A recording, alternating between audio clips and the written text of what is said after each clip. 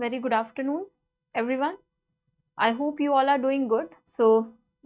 We are here back again with the next part of the report which we have started, the RBI report on currency and finance, part 2. So in the part 1, we have discussed all the important data trends. I have discussed with you, highlighting the concepts as well. I think in the last class we were discussing the multidimensional poverty. So we have discussed up to this point, and I have also mentioned whatever figure is important for you. So you should just try and remember in these classes only the important figures and then just revise them. Okay. So we have to resume from here, addressing finance for agriculture. What does the report says regarding finance for agriculture? So among the just a second. Among the total outstanding loans for rural households, if you see, the report says for rural households, the total outstanding loans, 31% is sourced from informal lenders. So that is an issue still remaining in rural economy. Informal lending is not secure, as you all know. So these money lenders and all, they operate in informal sector. We are promoting institutional credit. So taking credit from your institution or the formal sector of credit. But still it remains a challenge for India that total outstanding loan which is there for rural households, out of that 31% still comes from the informal sources or informal lenders. That's why you see, if you are taking loan from informal sources, the terms and conditions are different, they may be manipulated, so it leaves lesser space in terms of financing the deficit on part of the farmers and all, right? So that is a challenge. Just remember this figure, 31% is from informal sources. Then if we talk about informal loan penetration, it is particularly high among the lowest economic strata of households. So this data highlights that it has to do something with the economic status as well. So penetration of informal loans is highest among the low economic strata, those who are not very well off economically, it is high among them. Then further, the report says consumption smoothing, social ceremonies, medical emergencies, they together account for nearly 30% of total loans availed by rural households. Now this is also alarming. You know, I have discussed with you, if you take loan for consumption purposes, it is harmful. If you remember the budget classes, we have discussed this concept that effective revenue deficit is kept as per FRBM Act. The target is to reduce effective revenue deficit to 0% of GDP. Why not 0 for fiscal deficit? Because for fiscal deficit, you may spend that loan taken, that amount taken on some capital creating assets, right? So we have capital expenditure as well. But when we talk about revenue deficit, so it is excess of revenue expenditure over revenue receipts. So basically it is for consumption. If you are borrowing for consumption purposes only, you are not creating any asset which can generate income for you. So if it is not generating any income for you, you have a less secured future option to finance your pay back your outstanding loan or amount, right? So taking loan for consumption is very high, at higher risk. But this is alarming that in rural economy, you see 30% of the total loans availed are for medical emergencies, for social ceremonies, consumption purposes. This is not good, okay? Then this indicates that a significant portion of loans by rural households, they are driven by immediate and essential needs rather than long-term investments. We need to change this pattern. Loans taken for investments are good because if you are investing, you are expecting certain returns. But if you are consuming the loan, there is a question mark on your capability of paying back that loan. Are you getting my point? So remember this figure, 30%. Okay. Then if you see this number, 1,389 wholesale mandis located in 23 states and 4 UTs, they have been integrated on the eNAM portal. This is an achievement. This is an achievement for us. The eNAM portal, if you remember, very great initiative to unify the agricultural market and make it online, right? So there is this problem associated with APMC mandis, APMCs. APMCs, if you see, they are very exploitative in nature. If you ask the farmers that what is, similar to exploitation, they will say APMC, right? So these do not provide proper facilities like sanitation and all to all these farmers, and they charge them as well. So they used to exploit farmers by reducing this possibility of exploitation, or basically eliminating via making the market, agricultural market, online. Government has done a really good job. So e-NAM portal, electronic national agricultural market, is a mechanism of making this agricultural market unified online. So you can access the sellers, the farmers, the APMCs can be there on the online platform. So it has integrated almost 1389 wholesale mandis, okay, across 23 states. So this is also an achievement for e-NAM portal platform. That's why this figure is important. Remember, 1389 wholesale mandis located in 23 states, they have been integrated. It also enables, accessing your agricultural goods pan India. So whatever, say something is to be sold from Kerala, can be accessed by a person say situated in Punjab. So it basically unifies your agricultural market and smoothens the process. So this is good initiative. Then remember this figure. Then the report says, at the end of the March 2023, number of operative Kisan credit cards, they stood at 7.4 crores. So Kisan credit card, you all know very well. You have done this thing in schemes, right? KCC, very important initiative for agricultural sector, farmers. Kisan credit card, just remember this figure, that the number of operative Kisan credit card stands at 7.4 crore. 7.4 crore. You can remember it like this. So it has Kisan somewhat sounds like 7, right? 7, S7. So just remember 7.4 credit cards.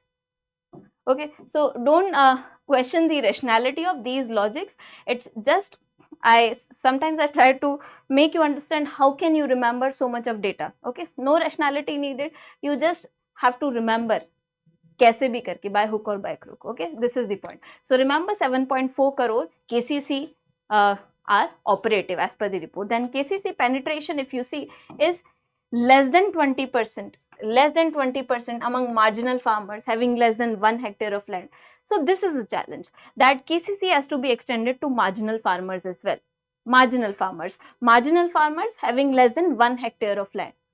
So we classify farmers, right, depending on the land holding size. So marginal farmers are those which have less than 1 hectare of land. So KCC penetration is less in terms of marginal farmers. It has to be improved, because we want to improve the condition, socio-economic condition, doubling farmers' income kind of targets for marginal farmers as well, right? So it is less than 20%, remember, for marginal farmers. Next, central government funding is being provided to state governments through National Governance Plan in Agriculture. For financing agriculture or for agricultural related support, remember this thing. Okay, for agricultural related support, remember that the central government is assisting state government continuously via National E-Governance Plan in Agriculture. National E-Governance Plan in Agriculture. Next thing, digitalization. So digitalization has helped a lot. Digitalization is also resulting in better price discovery for agricultural households. So the initiatives like this e-NAM and all, they also help in better price discovery, right? So eliminating the middlemen, and then around 16% of them access technical advice from digital sources. The digitalization process also helps farmers take technical advices, so it can help them protect crop damage, increase the crop yields, all kind of things. So if you see the data, due to digitalization, around 16% of the agricultural households, they took technical advice from digital sources, including radio. So remember these figures. From which source, how many of them have taken the advice? So 16% overall, if you see from technical advice from digital sources, Now 13.2% from radio, TV, electronic media. Just remember this figure, the bifurcation of this, of the digital sources. 13.2% from TV, electronic media, radio. Okay, from Kisan call centers. Just a second. Yes. So 13.2% for radio, TV, electronic media.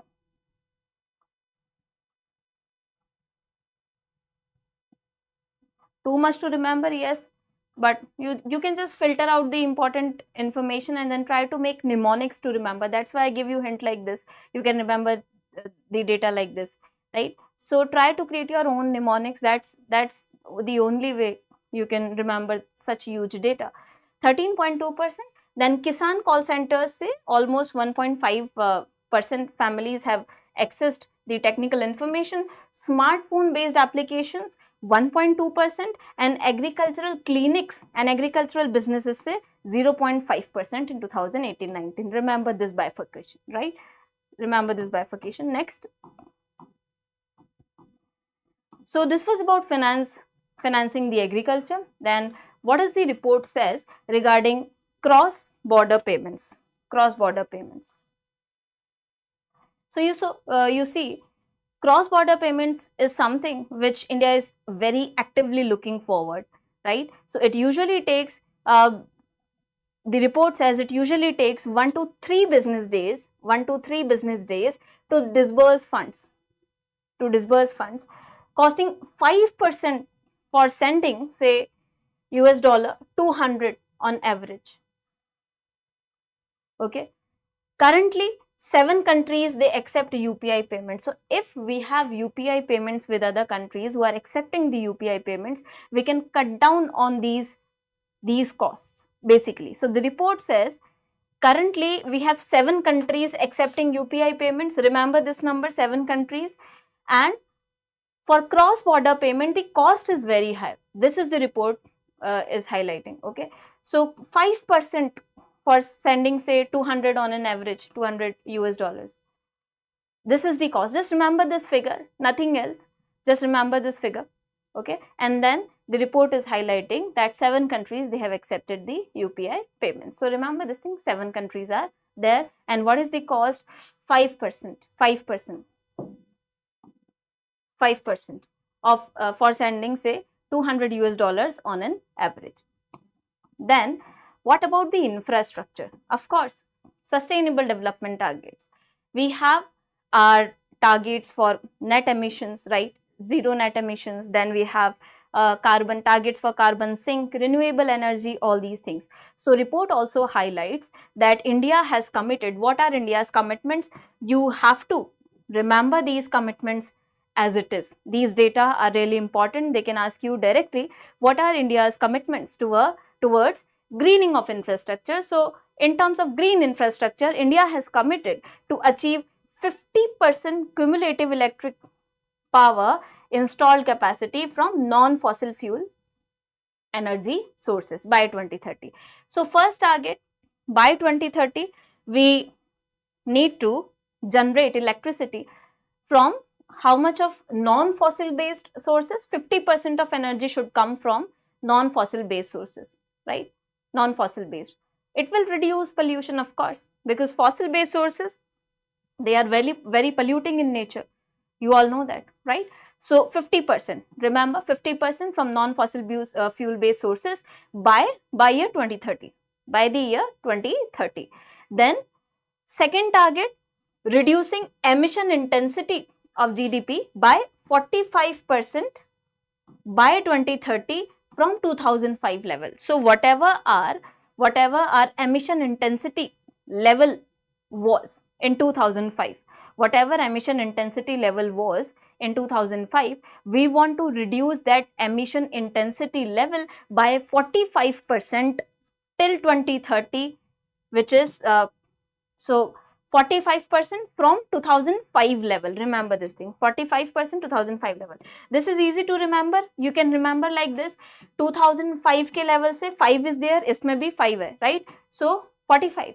You will remember like this, 2005 ke level se 45% we have to reduce. So reduce emission intensity. Then what is emission intensity, by the way? Can anyone let me know? Anyone? What is emission intensity?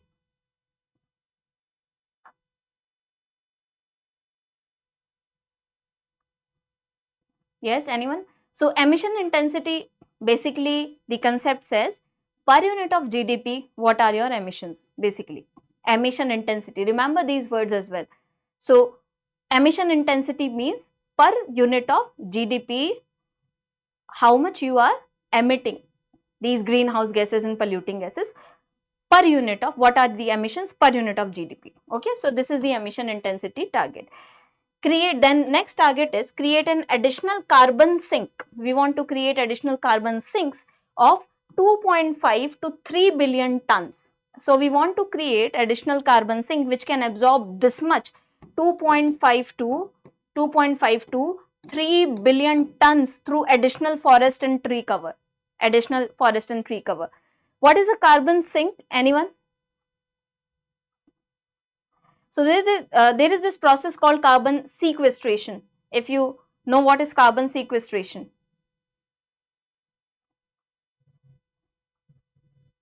Anyone there? Carbon sequestration, carbon sink. So this is the process in the, when we discuss the sustainable development trajectory, we have to establish carbon sink. So carbon sink is a concept which, carbon sequestration, the process that via which the carbon dioxide gets absorbed, right, or basically eliminated from the atmosphere. So carbon sink are such places where they can be natural or they can be artificial as well. Like your ocean. Ocean also works as carbon sequestration, for carbon sequestration as a carbon sink. Forest cover. Forest cover are very, very important as they also work as a carbon sink. So they absorb CO2, right? So whatever absorbs CO2 basically works as a carbon sink and helps in the process of carbon sequestration. So we can create them artificially as well. We can create green patches or artificial forests, but then we have natural carbon sinks as well, right? So our target is to create a carbon sink of this much billion ton, 2.5 to 3 billion tons, okay, by or with the help of forests and tree cover. Then achieving net zero emissions by 2070. Achieving net zero emissions by 2070. So this is a bigger target. This is a very bigger and very ambitious target. By 2070, we are planning to achieve net zero emissions. Net zero emissions suggest what? It does not translate into zero emission. No, net zero emission is a concept which says that whatever you have emitted gets absorbed equally, is basically the idea of net zero emission. Are you getting my point, right? So net zero emission by 2070. Remember these targets. Then also next target is reduce projected carbon emissions by 1 billion tons by 2030. Our carbon emissions are to be reduced by 1 billion tons. So it is in volume 1 billion ton. We have to reduce the carbon emission again by 2030. So this one is a longer target, net zero emission by 2070. All others are up to 2030. Okay, 2030. So just remember these targets, they are very important. Then if you see the share of renewable energy, in India's power generation, it has improved. So this figure is important for you. If whatever these targets are, on whatever target, if we are performing well, that data is important for your examinations, right? So if share of renewable energy in India's total power generation is improving, that is of course important. So remember, it has improved from 15.9% in 2015-16 to 20.7% in 23-24. So 15.9 say 20.7%. From 15.9% to 20.7%. Also, then India aims to achieve 500 gigawatts of renewable energy capacity by 2030. This is also there, right? Up from 190 gigawatt as on March 31, 2024.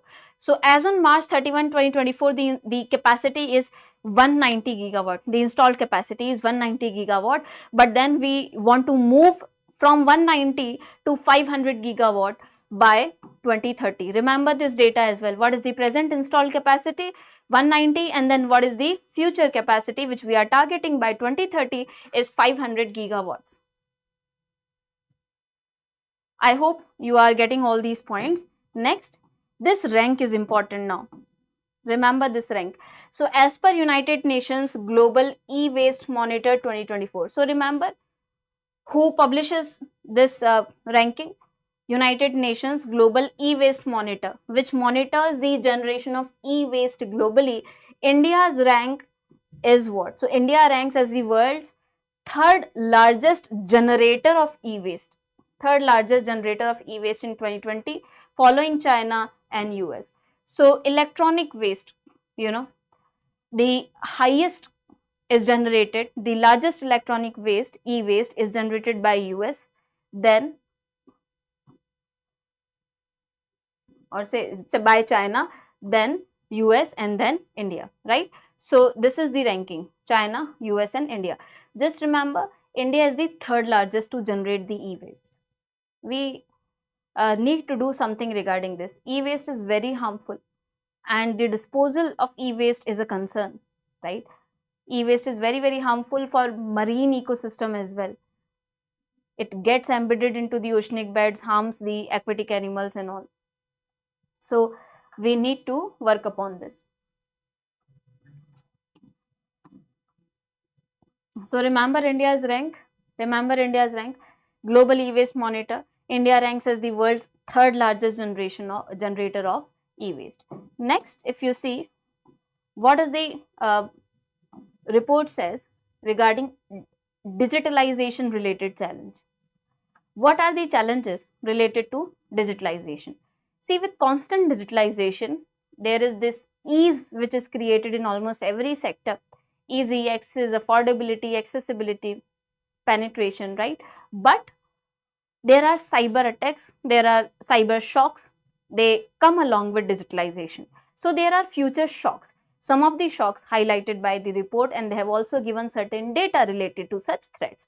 So digitalization comes along with the threats. So NPCI, National Payment Corporation of India, as you all know, NPCI has kept the market share of a single third party application provider in terms of volume to 30% by December 2024 in order to address concentration risk. First thing the report highlights is that in this field, say banking services, fintech services, all these fields which are provided online, particularly digital services, NPCI has kept what? Market share in terms of volume for third party applications like your Google Pay, Phone Pay. All these are your third party applications, right? They provide you these kind of services. They are not banks, but then they provide you the financial services. So these are your third party applications. NPCI does not want some of them to dominate the market, right? It wants everyone to have a fair competitive edge over it. So to reduce the concentration in a few hands, NPCI has kept the market share of single third party applications to 30%. 30%. Remember this number as well, 30%. I hope you have understood this, right?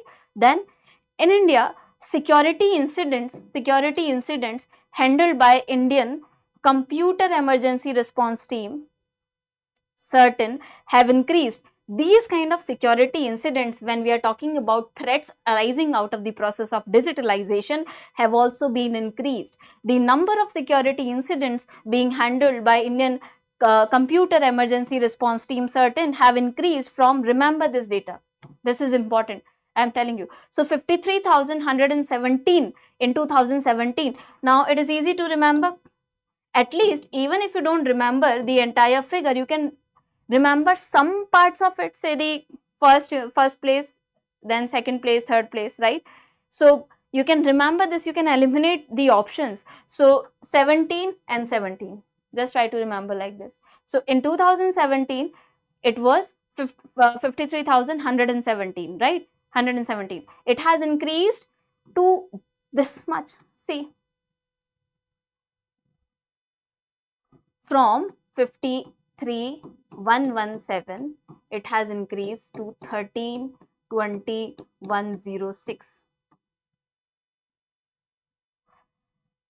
This is substantial increase from 53,117 cases only in 2017. It has increased to 13,20,106 cases in 23 January से October 23, right? So this is substantial increase. It shows. So remember this data, 53,117 से 13,20,106. Remember like this, 13,20,106. If you try to remember lakhs, then then thousands, then hundreds, it will be difficult, right? So phone number जैसे हम लोग याद करते हैं, वैसे you can try to mug up this data, right? Remember this is important. So it is a concern. Security threats are constantly rising due to more digitalization. Next, unauthorized network scanning, probing, vulnerable services account for more than 80% of all the security incidents in India. Remember this thing as well. If you see, out of all the security incidents which are reported in India, 80% of them are in nature of unauthorized network scanning, probing, vulnerable services. What is this? So when these people, they try to access some networks, accessing networks can be legal as well, you know, but illegally if you try to access certain network for breaching the data privacy norms and then compromising with the confidentiality of certain data and information, which is important. So these kind of illegal access to such networks is going on. These kind of threats are more than 80% of all the security threats being reported by India. Remember this thing, okay?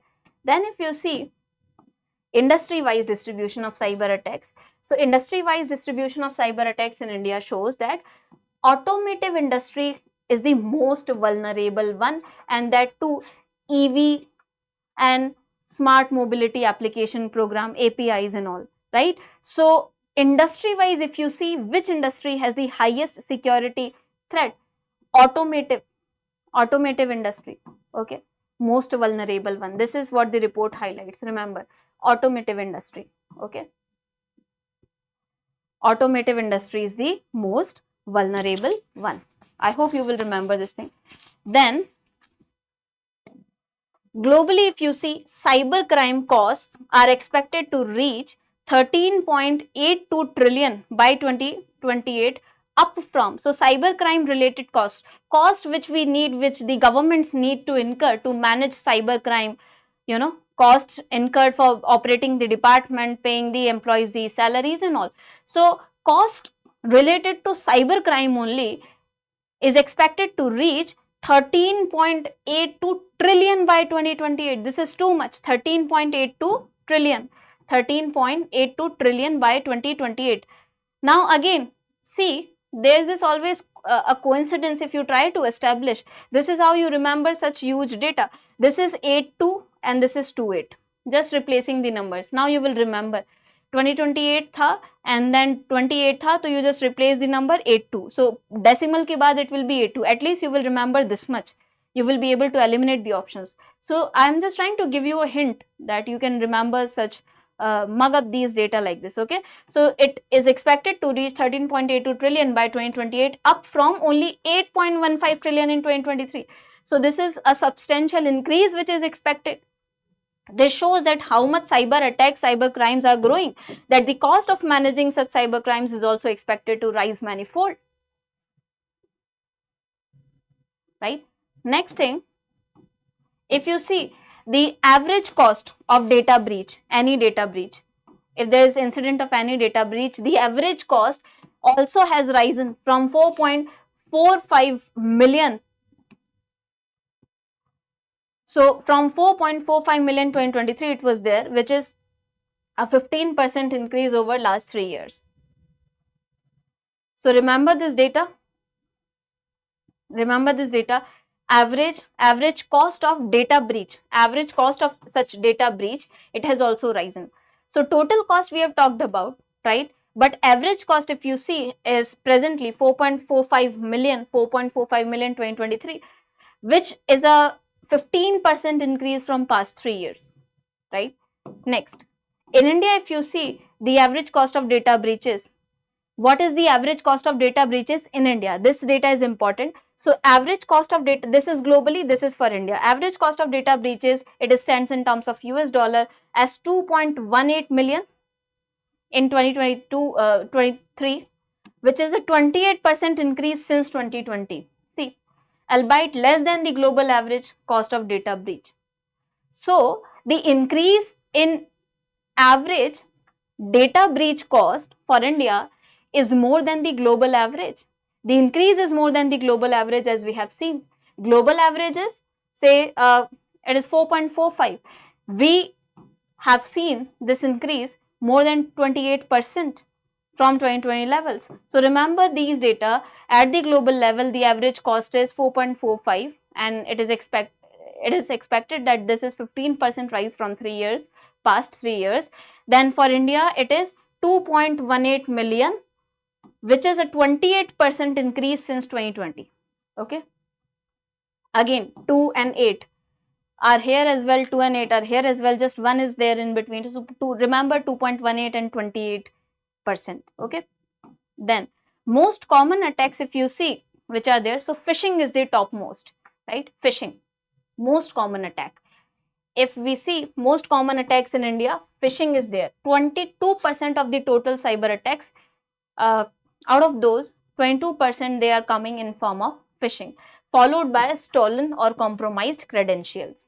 So what is phishing? Phishing is basically when the attackers, they try to manipulate, they try to get sensitive information from you, manipulating you, and say compelling, or they make you click some links, open some Gmail, right? So it is related to mail. Particularly, they send you some links on the mail. If you open up those links, your data gets compromised, your information gets leaked, right? So these phishing attacks, these are particularly related to links and mails and all. So phishing attacks are 22%. Remember, 22%, right? How can you remember this thing? See, phishing, although it is not that phishing, F wala, FSHI, no, but sounds like phishing. Okay, just try to remember by any way. So phishing sounds like fishing, jisme you catch the fish, right?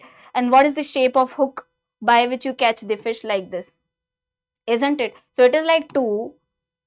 The shape is like 2 only. Yes or no? You agree with me? The shape is like 2. So 2, you can have these images embedded in your mind for numbers. You can memorize numbers using such images, right? So like 22. So phishing, although it is different phishing, but at least we can correlate. So wo wala jo phishing hota hai, in which you catch the fish. For phishing, you need hook, and hook looks like this, like this. So it looks like 22 only, 22%. Now you will never forget this number. You will never forget this number, isn't it? So phishing attacks are 22%. Then followed by stolen or compromised credentials. So the stolen information, sensitive information, compromised credentials, they stand at second with 16% of such cases. With 16% of such cases. Okay.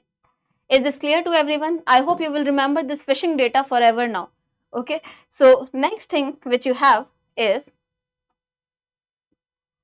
with the increasing adoption of digital payments, the share of complaints related to mobile, electronic banking, ATM, debit card, credit card received in the offices of the RBI Ombudsman accounted for 47% of total complaints. So, you know, digital payments are growing manifold. So, given the growth of digital payments, you see in India, digital payments are growing very fast. We have seen the data related to digital payments in RBI annual report as well. So, rise in the digital payments is of course accompanied with complaints related to them, right? So, such complaints received by the RBI's Office of Ombudsman accounted for 47% of the total complaints. So, out of total complaints in 22-23, 47% only, it is almost half of it, right, are related to complaints of digital payments like your ATM, debit card, electronic banking and all. Remember this data, it is very, very important, very, very important, right? 47%, 47%. You can remember it like this. You can remember it like this. 47, if you try to bifurcate this figure, 47, not in terms of multiplication calculation, just try to imagine. It sounds like 20. So 47, if you see 24 into 7. So digital payments, I'm not talking in terms of 24 into 7 gives you what product. No, okay. Just trying to create some image to remember the figure, okay. So don't go in the calculation. 47%. So if you see digital payments, they enable you access to digital payments, all these ATM, debit cards, electronic banking, particularly internet banking. Internet banking provides you. So these digital payments, they offer you 24 into 7 payments. 24 into 7 payments. अब इससे कम से कम you will be able to remember 47. Remove 2, right? So 24 into 7 payments, it will strike you, okay, it was something related. 24/7, 247% तो हो नहीं सकता, right? 47%. This is how you remember, because digital services, they have provided you with 24 into 7 payment services. So this is how you remember such figures. You can remember these figures. It's the choice is yours, right? So this is the thing. I hope all these hints, they are helping you. And so this is the data related to complaints. 47% of total complaints are from digital payment sector, right? Next, if you see consumer protection, what does the report says regarding consumer protection and all? So in India, if you see these options, buy now and pay later, they constitute around 3% of the total e-commerce finance by value. So buy now, pay later constitutes 3% of total e-commerce by value. So so 3%.